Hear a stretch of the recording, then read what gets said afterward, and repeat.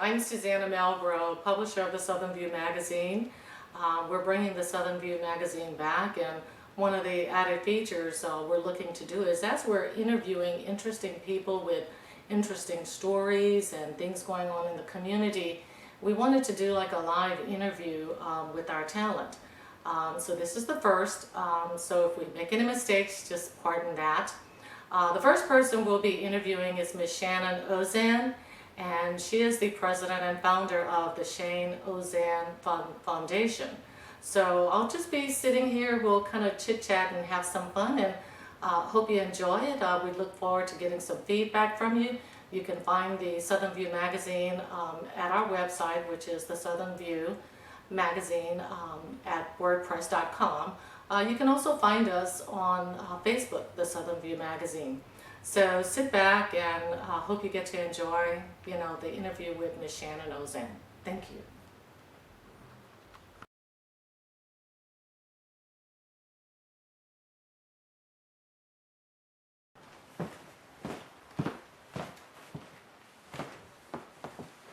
Hi, Shannon. Hi, Miss Susannah. How are you? I'm doing just fine. All right, so we are in fact recording this interview, and we thought we'd try to do it together, Okay. even though we've got like a one-man camera operation. So we'll kind of wing it, okay? Sounds good to me. So first off, I'm really excited that you've given us the opportunity to interview you. Can you just tell me, your name and where you're from and a little bit about yourself? My name is Shannon Ozene. I'm 40 years old. I'm from Lafayette, Louisiana, born and raised.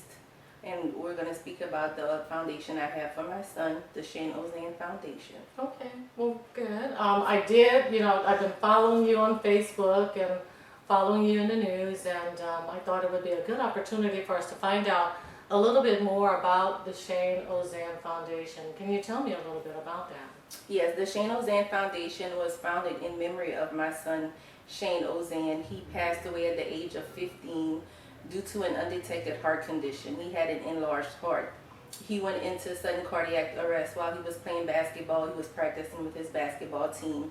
So in his memory, I started the Shannon Ozene Foundation, and it's to raise sudden cardiac arrest awareness in the youth. In the youth, okay.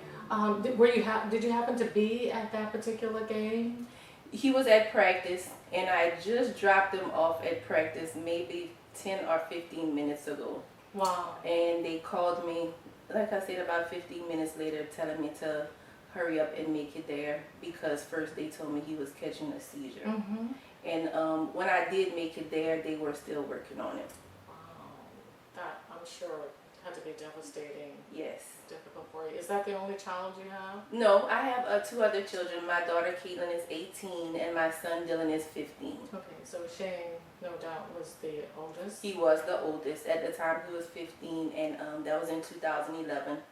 But actually my children were with me also when we made it to see him, so they saw what happened also when they were trying to revive him. Right, thank God they were, they did get a chance to, be Well, here. it was good that they were there, but it's not something that I wanted them to have embedded in their memory. Probably not, but No. it's God's plan, and sometimes you just never know. Exactly. Sorry, I really empathize. Thank you. I appreciate it. So, were there any signs that Shane had any type of cardiac issues, any breathing issues, heart murmurs, or anything? None. He had no signs or symptoms.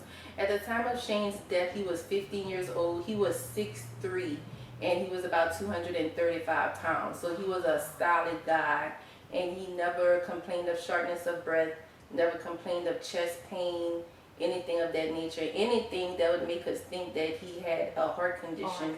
And he had just had a physical, actually, I think like maybe about a month before he passed away. And none of that, showed up? No, our pre-screen physicals, pre-athletic physicals in Louisiana do not require you to have an EKG. Right. So they'll listen to your heart, but they won't go in depth. So they just check the basics. So one of those unfortunate things, but like you're saying, with the Shannon Ozene Foundation, you have an opportunity to save the lives of so many other children. Yes, and I don't mean to cut you off, but we have The last one we had, we did pick up someone with a heart condition. Really? And also the one in 2012, is you familiar with Miss Marge's Right. daughter? And she had surgery to correct her heart condition. And she's doing fine, playing sports and everything. So it is Right. possible that we saved her life You through sure did. the free screening. Right, right. You know, and you're right. I saw her daughter just a couple of weeks ago, and Mhm. she seemed fine. And actually, as I started reading up on the event that you had, I saw that she was one that ended up having like a little heart condition. So, you know, in essence, you know, the foundation is doing exactly what you want it to do, because Exactly. no telling how many people, you know, go through that. You know, Right. even though we bring our children to the hospital, you know, we still sometimes just don't know. Exactly. So there was something else I was reading about the The AEDs, AED. right, the What is that? automated external defibrillators. With those are, as a matter of fact, at the time of Shane's death, when Shane went down, the place where it happened, they had an AED that was locked in the office. So in Shane's memory, now they're up now and easily accessible and everything, but in Shane's memory, when at the time of Shane's death, he played for a Parks and Recreation team. Mm-hmm. After his death, God put it on my heart, these Parks and Recreation gyms do not have AEDs. Really? Yes. You know, I actually had not heard of that, had not seen them Mhm. at any of the gymnasiums until I read about, you know, his story. And those are life-saving devices. So what good is a life-saving device if you have it locked in an office? The chances of survival, I think, are 75% greater if you get an AED on a person. I think it's within the first 5 minutes.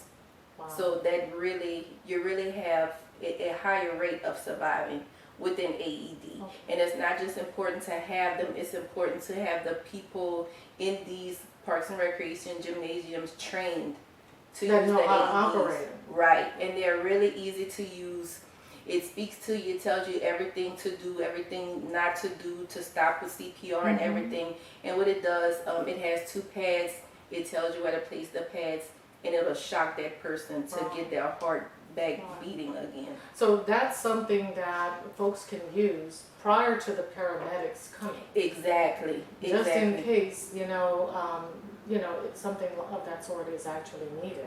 Exactly. I have a brother-in-law that works offshore, and not too long ago, he works on a rig. Mm-hmm. They saved a man that was having a heart attack with an AED. They kept his heart beating until the helicopter got there, and Wow. it saved his life. Wow, that's amazing. That's amazing.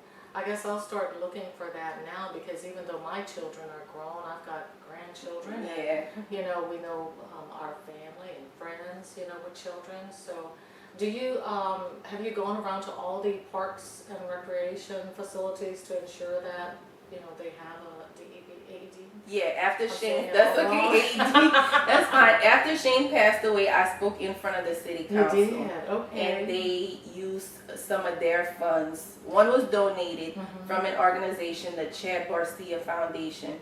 He passed away just as Shane did, and his mother donates AEDs.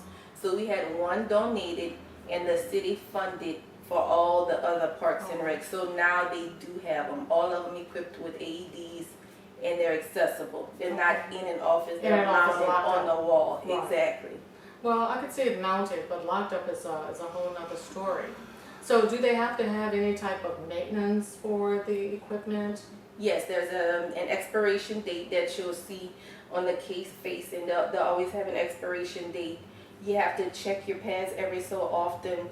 There are indicator lights on it also Okay. that tell you what needs to be changed. But normally if you check it every so often and you don't let anything expire according to that expiration date on there, then it's good to Then go. it's good to go. Mhm. That's good.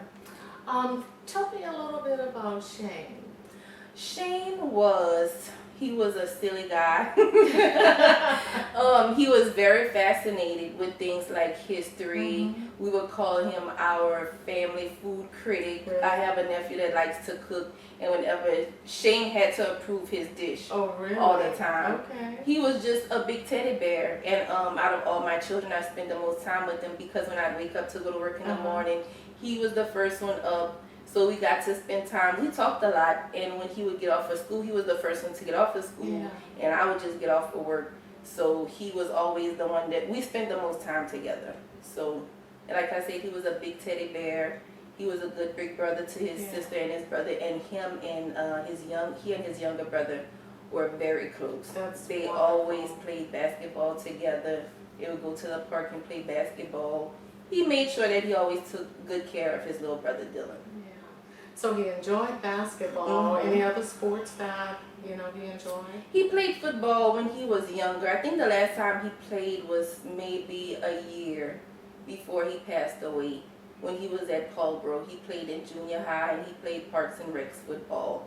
And I could have seen him becoming a coach Really? when he was older because of the things he would do when Dylan would play and just the advice he would give him after his games. Right. And even my brother-in-law also saw him being a coach. So we saw him doing something like that with the children. And sometimes being like that older sibling, Mm-hmm. you're watching out, you're Right. coaching, you're teaching, you're educating. Right. So, he started to acquire some of those skills, just by Exactly. being an older sibling. Mm-hmm.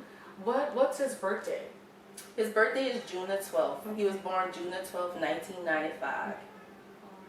What's his favorite color? His favorite color, he had two favorite colors. Really? One was black, which a lot of people don't know, and one was purple. Really? Which is why everything I do in his name, purple is actually a color that represents royalty also. Right, it does. So everything I do, normally with the Shannon Ozene Foundation, is purple, black, and it may have like a white background. But it's normally purple, black, and white. What message do you have for, mothers and fathers out there, about the Shannon Ozene Foundation? Well, one thing I stress is to take advantage of not only our free EKG cardiac screenings, whenever there is one available in your community, please take advantage of it. Another thing we have to realize is that we don't pay attention to our family history. After Shane passed, I found out a family member had the same condition Shane had. Really? We don't pass that down to each other. We don't speak to each other about, well, I had this, I was diabetic, or I had a heart condition. And we don't know if we don't speak to each other. True. So, like I said, the early detection, if you have family history, do get an EKG. If Shane had an EKG, it could have detected his heart condition, which in turn could have saved his life. And the condition he had could have been reversed with surgery. Exactly. So that's the things I stress. And also CPR is very important that our community knows. CPR is very easy. Those are pretty much the things. And whenever you go somewhere, now I notice everywhere I go, they have an AED. Isn't that amazing? And I think parents should also ask their school, do you have AEDs readily available, readily accessible, in case a child goes down into cardiac arrest. And that's why I thought it would be important for us to, interview you, let you tell that story, let you share that wonderful information, with the community. If folks would like to get more information about the Shannon Ozene Foundation, what can they do? They can call me. My name is Shannon Ozene at 337-322-7227. We do have a Facebook page. It's the Shannon Ozene Foundation. You can always reach me by email at shannon.ozene@yahoo.com. Those are pretty much the 3 easiest ways to reach out to the Shannon Ozene Foundation. If you'd like more information, I don't mind mailing literature to anyone. Okay. And you're ultimately raising funds as well, so that you Yes. can continue on with some of the things that you want to do. So it would definitely be up to the community to help support that. Yes. I'm thinking, like I said, I read up on it. I've been following you, and I really think it's a good foundation. That no doubt could help save the lives of so many other young folks. Well, thank you so much for taking the opportunity. Do you have any, comments or anything else you'd like to share with the audience? One thing I would like to say, even though Shane did not have any signs or symptoms of a heart condition, if your child shows any type of shortness of breath, chest pain, they easily are out of breath when doing athletic activities, take that as a sign to follow up with your child's doctor. Don't just brush it off. Just really pay attention to what's going on with your child. The condition that Shane had in his case did not show any signs or symptoms, but in a small percentage it does show signs and symptoms. So if your child has any of those symptoms, please take them to the doctor. Follow up and have them checked out.